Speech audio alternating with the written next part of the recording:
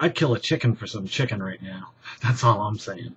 How y'all doing today? I want to start this off with telling you a personal story of how I made somebody smile today.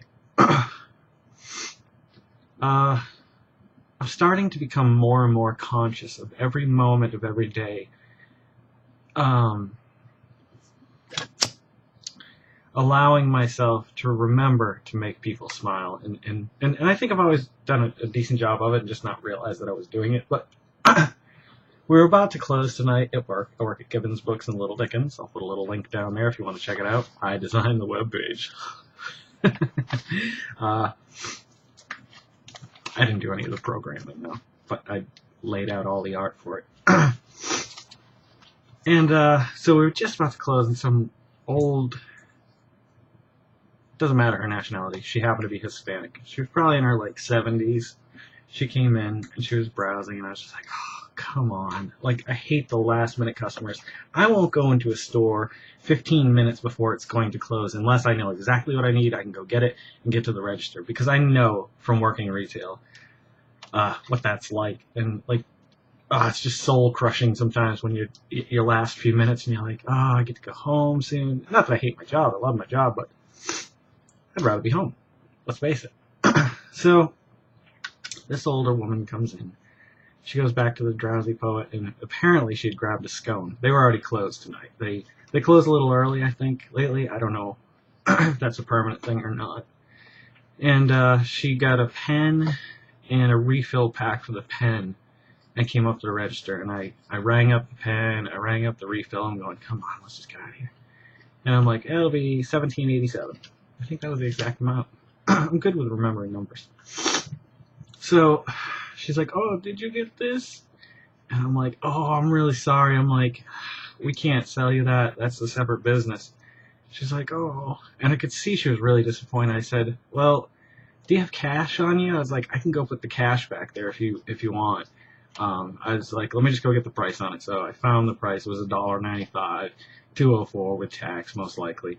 I said, if you've got 2 ones, I'll just go stick it back there for you, and I'll leave a note. And she's like, she spoke very broken English. She's like, I don't have any cash. Just like that. I don't have any cash. No. But I could tell she was so disappointed. It's a good-looking chocolate chip scone. I don't eat scones. I don't really like them. I don't hate them, but I just don't go out of my way to eat them. I was like, well, I'm sorry. It was the end of the night. I'm like, I just want to get this lady out of here and just be done with it. I said, $17.87. And she's like, oh, well. And in that moment, I just, it shattered something within me. This wall that I'd built up between me and this person. Because I was so mad that they were still here. It was about a minute or two afterwards. I know that's not much, but you never know how long someone's going to stay sometimes. So I just ended up, breaking. I was just like, wow, this is stupid. Why am I so stressed? It's only 2 minutes after the hour. I said, you know what? Just take it. Don't worry about it. I'll pay for it. And she's like, no, I couldn't ask you to do that. And I was like, you know what? Pay it forward. Next time you're in line and somebody needs some change or something, just remember this moment. I said, don't worry about it. She's like, are you sure? I was like, yeah, don't worry about it. I don't care. It's $2. I mean, I happen to have $4 in cash on me, which is rare. And I think I've got $3 in change in my pocket. And so I was like, you know what? I end up giving out so much money to, I know I shouldn't, but Walmart parking lot, there's always, not always, but often there's people begging there for money. Not begging, but they'll approach you when you're going to your car, which is always awkward. They'd be like, hey, I'm down on my luck. I got my wife in the truck over here with our kids. We're out of gas. We need to get home. That's always the story most of the time. Need gas, need to get home. And I'm not saying it's a story. It might be real, but I've seen the same people there a few times. So, but the fact of the matter is as long as they're not buying crack or alcohol, I'm okay with giving people money if I've got it on me. I don't have a lot of money, but if somebody can, I think, get to that point where they have to lose all their dignity and just approach strangers and ask for money, I don't know. I know sometimes they're just bums, rotten bums. Are you employed, sir? Do you have a job?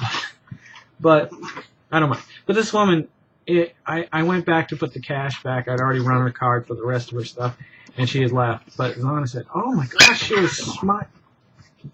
was smiling ear to ear when she left." I was like, "Oh yeah." She's like, "I wonder why." And I was just like, "Oh, I got this going for her." And she's like, "Oh my God, you just made her like whole day."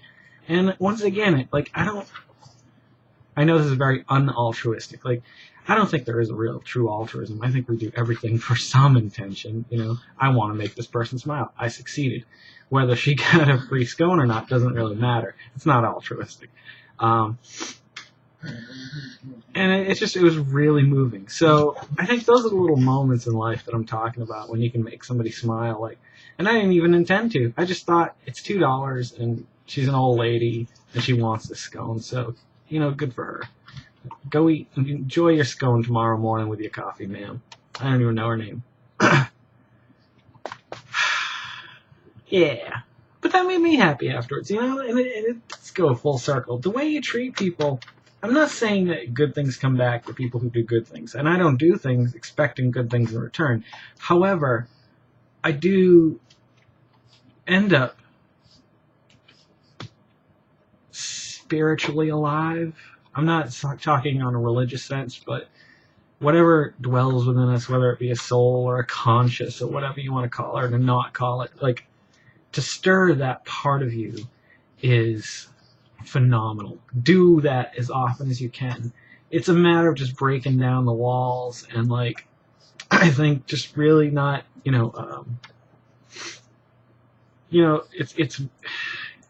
it's going outside your comfort zone sometimes. And that's a really tough thing to do. But you got to do it. It's eye-opening and it's enlightening. And I think it makes you a better person. I'm not just talking about, like, giving money to people. Like, I'm talking about donating clothes or giving people a ride if they need it. I mean, I don't do a lot of these things. I don't go sit with, the elderly and hospice or anything like that. But, I bet if I did, at the end of the day, I could sleep a lot better. Just, I don't know, knowing that I was there for someone other than... Well, I mean, I do stuff for my family, but I think that's kind of expected. I'm sure it's appreciated as well, but... We have a special guest tonight. It's an old friend of mine. He hails from Eastern Europe. Very light-skinned Caucasian. You know where I'm going with this. I'm not fooling anybody. Whee! Those fruity drinks. See, I put a lot of vodka in my White Russians. I learned that from a bartender, actually, at Manja. He was hopped up on Coke one night. Holy crap. Oh, shoot. I probably shouldn't say that. I could probably do the opposite of what I'm trying to do. This other place that we were at, he made, like, he put a lot of, like, I had, like, the old-fashioned glasses. And it had a lot of ice in it. So there was, like, a minimal drink in the glass to begin with. But after one, I was like, it tasted fantastic, probably because it was good vodka, not rubbing alcohol, and actual Kahlua. But I asked him, I said, what? That was fantastic. It was strong. I was like, I could barely taste it, though. He's like, with vodka, you really can't taste it. He's like, that's why you put more vodka in it. And I've made them close to that now, but they're still not as good as his. Holy mackerel. It's the alcohol, of course. Which one do we want to go with first? We're at 9 minutes. This is a good conversation. I'm going to tell you, I'm going to try to cram this in less than 10 minutes. I really liked the videos last night. I went back and watched them just to make sure, because I know I got a little emotional in one of those videos, which I tend to do. The dog is chewing on a toothbrush. Thank God it's not mine. I'm not kidding. I'll show you afterwards. Damn. There we go again. 10 minutes. I'm going to cram this in. The last videos. I like the way they came out last night. I thought they were really good. And they don't have a lot of view counts today, which was disappointing, because especially when one of these pops off and I'm like, oh, that was good. I hope people watch this. And then there's like one view, and you're like, hello, McFly. Yeah, but maybe I'll share them again or something. I don't know. I feel like I'm sharing at the worst time on Facebook. We're gonna have to cut this, and then I'll go on to another subject. Like I do the videos at night. I upload them, and then I usually go watch whatever shows were on that night with Carol. And most nights, I intend to come in here at some point, which I do sometimes, and I still forget to do it, is actually publish them. But the problem is I like to watch them before I publish them, which means there's no way I can record them all in one night. Chaos ensued. Record them all in one night, which is usually, I do take a break in between them sometimes, so it can be up to like an hour and a half. And then watch them all, then publish them, or upload them, then publish them, then link them on Facebook. So I usually end up sharing them at like 10 in the morning, or like whenever let me tell you about my mornings. I've got a little bit of time, only 11 minutes. If I can cut this off at even 14, I'd be thrilled, wouldn't you? I don't know. What do you like, longer or shorter? Because some of these videos, there's good stuff later on, but I start with something personal that somebody may not care about. I don't know. I'm trying to figure that out. And uploading it. Do I upload it chronologically or reverse? Because when you see them, or when I see them when I go in, it's usually episode 17, number 3, or, you know what I mean, part 3. So, like, I noticed somebody watched 3 today before they watched 1 and 2, and I'm like, no, well, you don't have to. I mean, it's not critical that they're watched in order. There's not that much, what do you call that? When you have to watch something in order, because that word escapes me right now. Makes me sad. It's a smart word. Makes me feel smart when I say it. Well, apparently I'm not that smart tonight. Okay, yeah, so I upload them that way. So that's why I'm up, at 10 in the morning. I don't think there's a lot of people just sitting around online. Because my morning consists of, I get up with the kids around 8. Sometimes I get up right before Carol leaves and I get to see her before she goes. Other mornings, it's after she goes. Like on Friday, she doesn't work till 8:30, so I'm always up before she goes. Usually the boys are still, well, not usually, it's a 50-50. Sometimes they're still asleep next to me, sometimes they go down with her first thing in the morning. Because they're going to come in our room, no matter what we do. They're going to come in our room. Which I don't mind. They're fun to snuggle. So I get up. First things first. Like, the kids I always take care of first. I get them their milk and strawberry milk, because Griffin's been on a strawberry milk kick. If you don't want to hear about my mornings, you can go to the next video. I'm sure it'll be more interesting than this. If you want to stick around, it's going to be fun. So I come down, I get them their milk, and I usually will either... This morning I came down, they were playing Minecraft. Already. It was like 8:05 this morning.